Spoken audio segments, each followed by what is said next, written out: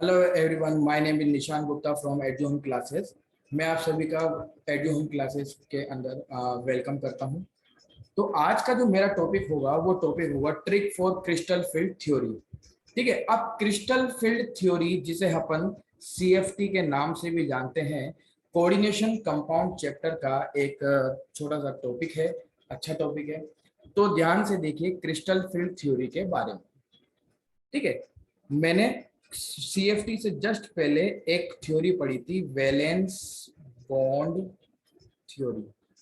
ठीक है, valence bond theory के अंदर कॉम्प्लेक्स कंपाउंड मतलब सेंट्रल मेटल एटम और लिगेंड के बीच में कुछ कौन किस तरह का उनके बीच में बॉन्ड होगा, किस तरह का स्पिन होगा, आउटर स्पिन कॉम्प्लेक्स होगा कि इनर स्पिन कॉम्प्लेक्स होगा, कलरफुल होगा कि कलरलेस होगा, और उसकी मैग्नेटिक प्रॉपर्टी के बारे में हमने स्टडी की थी। लेकिन सीएफटी के अंदर उसी चीज को आगे बढ़ाते हुए बात की गई। जो वीबीटी के कुछ ड्रॉबैक्स थे, उन ड्रॉबैक्स को छोड़ते हुए हमने यहाँ पे सीएफटी के बारे में बात की। तो पहले सीएफटी के अंदर कुछ पॉइंट्स हैं, उन पॉइंट्स के बारे में मैं आपसे बात करता हूँ। सबसे पहले, जितने भी मेटल आयन होंगे वो सभी मेटल आयन आपके डी ब्लॉक के एलिमेंट होंगे। क्यों? क्योंकि डी ब्लॉक के अंदर वैकेंट डी ऑर्बिटल प्रेजेंट होते हैं। ठीक है, दूसरी चीज जो लिगेंड होता है, लिगेंड को यहाँ पे एक पॉइंट चार्ज की फॉर्म में माना। किस फॉर्म में माना? पॉइंट चार्ज की फॉर्म में माना। और ये कहा गया कि जो मेटल आयन होते हैं वो इलेक्ट्रॉन डेफिशिएंट होते हैं। क्या होते हैं ये? इलेक्ट्रॉन डेफिशिएंट होते हैं, जबकि ये इलेक्ट्रॉन रिच स्पीसीज होती है। ये आपकी इलेक्ट्रॉन रिच स्पीसीज होती है। तो बेसिकली डी ब्लॉक के अंदर क्या होता है, ध्यान से देखिए। डी ब्लॉक के अंदर 5 डी ऑर्बिटल प्रेजेंट होते हैं। देखिए 5 डी ऑर्बिटल है। कौन कौन से हैं? D x y, d y z, d z x, d x square minus y square और डी जेड स्क्वायर।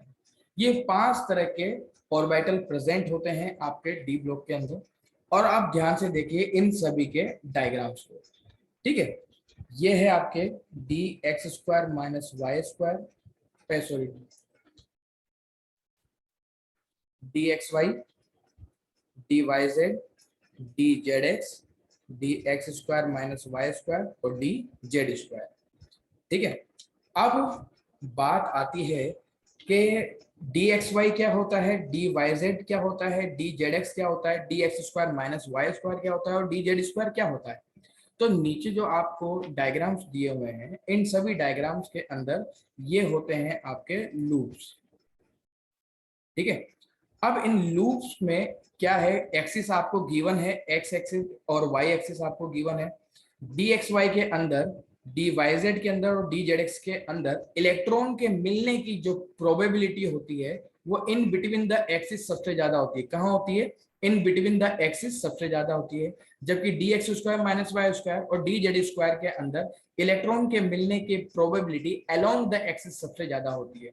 ठीक है, ध्यान से देखिए, यहाँ पे इलेक्ट्रॉन के मिलने की प्रोबेबिलिटी सबसे ज्यादा इन बिटवीन द एक्सिस है। ये देखिए ध्यान से। इसके बाद बात आती है कि सर डी वाई जेड के अंदर, इसके अंदर भी इलेक्ट्रॉन के मिलने की जो प्रोबेबिलिटी है वो जेड एक्सिस और वाई एक्सिस के बीच में होती है। ये देखिए ध्यान से। अगली चीज आती है कि सर डी जेड एक्स के अंदर, डी जेड एक्स में इलेक्ट्रॉन के मिलने की प्रोबेबिलिटी जेड एक्सिस और वाई एक्सिस के बीच में सबसे ज्यादा होती है। इस तरीके से यहाँ पे इनके बीच इलेक्ट्रॉन के मिलने की प्रोबेबिलिटी सबसे ज्यादा है।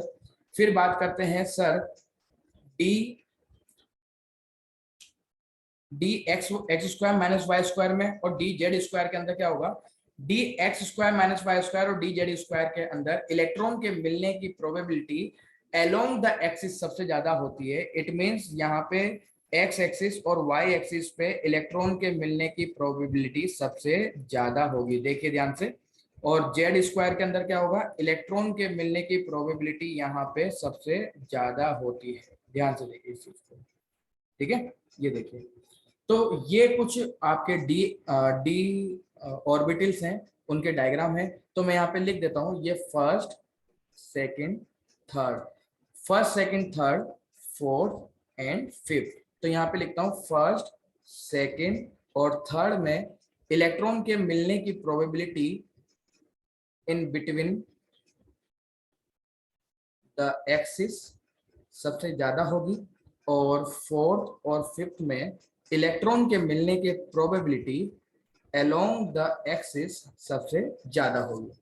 ठीक है, अब ध्यान से देखना, इनिशियल में जब लिगेंड इन पॉइंट चार्ज, लिगेंड जब इस मेटल आयन के पास में आता है तो ये सभी के सभी क्या होते हैं, इन सभी की एनर्जी सेम होती है। तो एक टेक्निकल वर्ड का नाम सुनना, डीजेनरेटेड ऑर्बिटल। ठीक है, degenerated orbitals.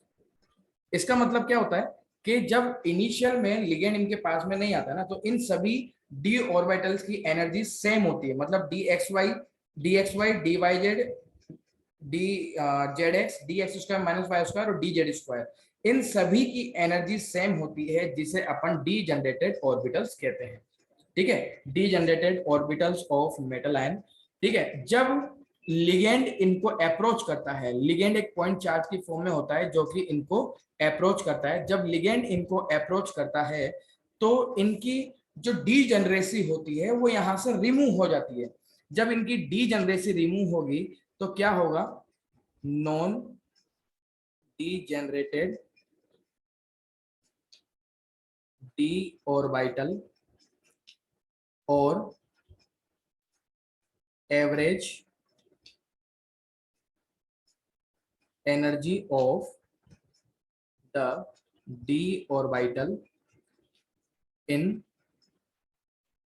Spherical crystal field. ठीक है, तो ये एवरेज होता है, एवरेज एनर्जी होती है डी ऑर्बिटल्स की, जहां से डी जनरेसी रिमूव हो जाती है। ठीक है, this is the state where removal of degeneracy. ठीक है, जब इसकी डी जनरेसी यहां पे रिमूव होगी तो ये डी ऑर्बिटल आपके दो पार्ट में क्लासिफाइड हो जाएगा। एक होगा आपका T2G ऑर्बिटल और एक होगा आपका EG ऑर्बिटल। तो सबसे पहले मैं आपको बता दूं यहाँ पे कि T2G का जो फुल फॉर्म होता है वो फुल फॉर्म होता है ट्रिपली डी जनरेट ऑर्बिटल। ये एक जर्मन वर्ड है। और EG का पूरा नाम होता है आपका एक्सेंशली ग्रेटियम। ठीक है, ये इसका नाम है और ये एक लैटिन वर्ड से आया है। ठीक है, लैटिन वर्ड से आया है। अब बात करते हैं बेटा कि यहाँ पे जब ये डिसोसिएट होता है, जब लिगेंड इन डी ऑर्बिटल्स को अप्रोच करते हैं तो लिगेंड क्या होता है, इलेक्ट्रॉन रिच स्पीशीज होते हैं। तो लिगेंड सबसे पहले किसके पास जाते हैं, लिगेंड सबसे पहले अलोंग द एक्सिस जाते हैं। कहाँ जाते हैं, अलोंग द एक्सिस जाते हैं, जहां पे उनको रिपल्शन फील होता है। रिपल्शन फील होने के बाद लिगेंड वहां जाएंगे जहां पे इनको रिपल्शन कम फील होगा। एक जस्ट सपोज एक छोटा सा बच्चा है, एक छोटा सा बच्चा 5 रुपए की टॉफी के लिए जिद करता है अपनी मम्मी से कि मम्मी मम्मी मुझे 5 रुपए की टॉफी दो। तो मम्मी क्या करती है, एक चमाट लगाती है, तो वहां पे उसको रिपल्शन फील हुआ। तो वो बच्चा कहाँ जाएगा, अपने पापा के पास, जहां पापा उसको ज्यादा प्यार करते हैं। तो पापा उसको क्या कर देंगे, 5 रुपए की जगह 10 रुपए की टॉफी दे देंगे। तो लिगेंड क्या है, आपका एक छोटा सा बच्चा है। ठीक है, सबसे पहले वो कहाँ गया, मम्मी के पास गया। ठीक है, मम्मी के पास कहाँ गया, सबसे पहले उसने अप्रोच किया मम्मी को, मम्मी को यहाँ पे उसने अप्रोच किया। ठीक है, अप्रोच करने के बाद यहाँ पे उसको रिपल्शन फील हुआ। रिपल्शन फील होने के बाद लिगेंड कहाँ जाएगा, उन ऑर्बिटल्स में जाएगा जहां पे उसको कम रिपल्शन फील होता है, जहां अट्रैक्शन उसको फील होता है। तो सबसे पहले वो आया अलोंग द एक्सिस। कहाँ आया, अलोंग द एक्सिस, जहां से उसको रिपल्शन फील हुआ, क्योंकि वहां पे इलेक्ट्रॉन के मिलने की प्रोबेबिलिटी अलोंग द एक्सिस सबसे ज्यादा थी। तो वहां वो कहाँ गया, ligand in between the axis गया। इन बिटवीन द एक्सिस गया तो यहाँ पे इसकी जो एनर्जी होगी, ठीक है, इसकी जो एनर्जी होगी T2G की, वो यहाँ पे कम होगी, जबकि EG की एनर्जी क्या हो जाएगी, यहाँ पे ज्यादा हो जाएगी। क्या हो जाएगी, EG की एनर्जी ज्यादा हो जाएगी। ठीक है, तो ये हो गया T2G ऑर्बिटल, ये हो गया आपका EG ऑर्बिटल। अब यहाँ पे इन दोनों ऑर्बिटल्स के बीच की जो एनर्जी होती है, इन दोनों ऑर्बिटल्स के बीच की जो एनर्जी होती है, एनर्जी का जो डिफरेंस होता है, उसे अपन कहते हैं क्रिस्टल फील्ड स्प्लिटिंग एनर्जी। क्या कहते हैं? क्रिस्टल फील्ड स्प्लिटिंग एनर्जी, जिसे डेल नॉट से रिप्रेजेंट किया जाता है। ठीक है, अब ध्यान से देखना, उसको मैंने रिप्रेजेंट किया डेल नॉट से।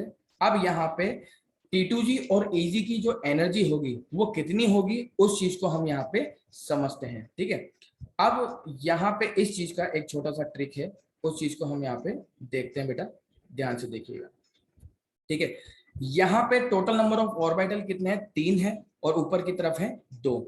तो टोटल नंबर ऑफ ऑर्बिटल कितने हैं? जो डिनोमिनेटर में आ जाएगा यहाँ पे 5। टोटल नंबर ऑफ ऑर्बिटल हो गया यहाँ पे डी ब्लॉक में 5, तो नीचे डिनोमिनेटर में क्या आ गया आपका? तो 5। अब किसके रेस्पेक्ट में बात की है? EG के रेस्पेक्ट में बात की है, तो यहाँ पे आ जाएगा आपका 2। ठीक है, अब यहाँ पे आ गया आपका डेल नॉट। अब क्या होगा, क्योंकि इसकी एनर्जी में डिक्रीमेंट हो रहा है, तो यहाँ पे आ गया, आ जाएगा आपका माइनस। अब मैं बात करता हूँ EG की एनर्जी के बारे में। EG की एनर्जी क्या होगी? डिनोमिनेटर में वापस 5 आ गया, क्योंकि टोटल नंबर ऑफ ऑर्बिटल कितने थे यहाँ पे? 5। अब EG की बात की है T2G की रेस्पेक्ट में, तो यहाँ पे कितने आ जाएंगे आपके? 3 और डेल नॉट। ठीक है, अब यहाँ पे EG की एनर्जी जाता है, इसकी एनर्जी रेज होती है, तो यहाँ पे आ जाएगा आपका पॉजिटिव चार्ज। तो मैं कह सकता हूं आपसे, for octahedral complex, octahedral complex के अंदर क्या होगा? जो लिगेंड होगा वो ligand approaches along the axis, sorry, in between the axis,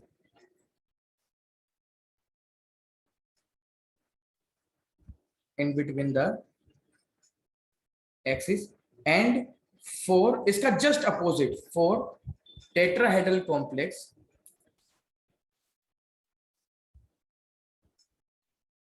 tetrahedral complex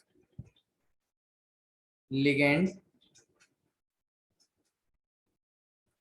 approaches along the axis। ठीक है, तो ध्यान से देखिएगा, फॉर ऑक्टाहेड्रल कॉम्प्लेक्स। ठीक है, ऑक्टाहेड्रल कॉम्प्लेक्स के लिए जो क्रिस्टल फील्ड स्प्लिटिंग एनर्जी होगी उसे डेल नॉट, डेल ओ से रिप्रेजेंट करेंगे।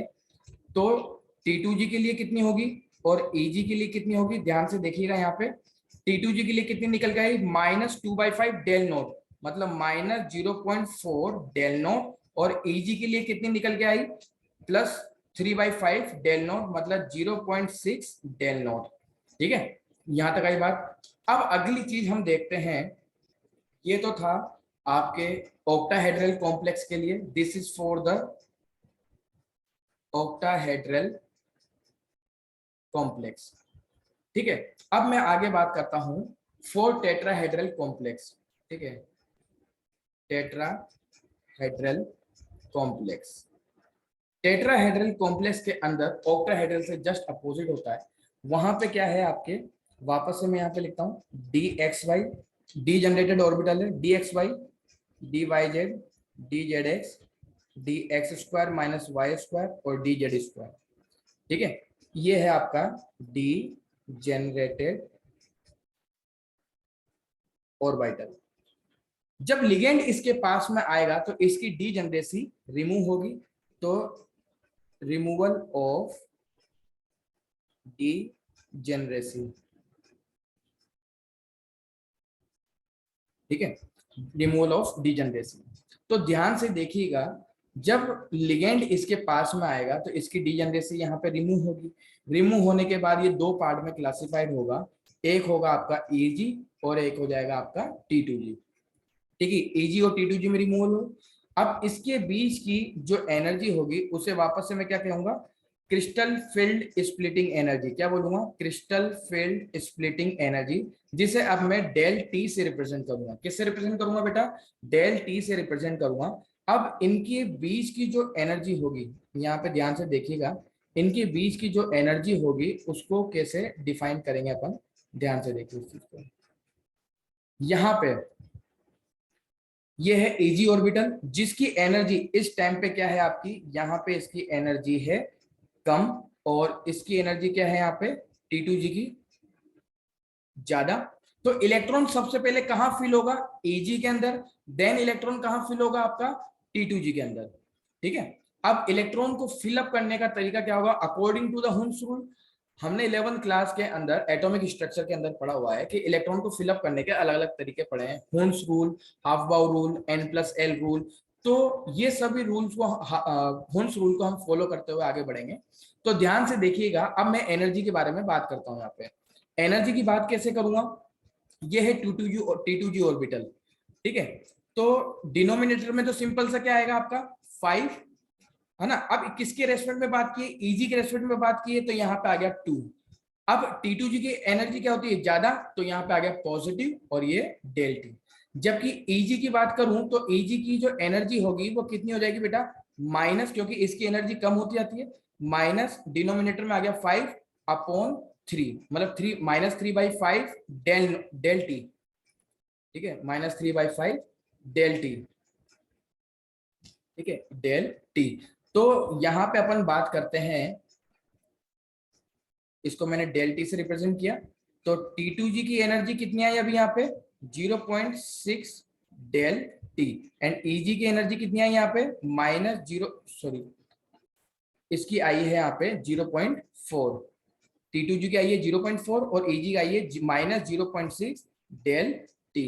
तो यहाँ पे इस तरीके से मैं इनकी एनर्जीज को फाइंड आउट कर सकता हूँ। T2G और Eg की एनर्जी को अपन यहाँ पे इजीली फाइंड आउट कर सकते हैं। अगर आप लोगों को ये वीडियो पसंद आई हो तो इस वीडियो को लाइक एंड सब्सक्राइब जरूर कीजिएगा। हमारा मकसद आप लोगों की हेल्प करना है। जो कोई भी बच्चा पढ़ाई करते समय, स्टडी करते समय किसी भी टॉपिक में कहीं अटक रहा होता है, तो उसकी इन प्रॉब्लम्स को हम इन छोटे छोटे वीडियोस के थ्रू सॉल्व करते रहते हैं, ठीक है। अगर आप लोगों को ये वीडियो अच्छी लगी हो तो प्लीज़ लाइक एंड कमेंट कीजिएगा। तब तक के लिए थैंक यू।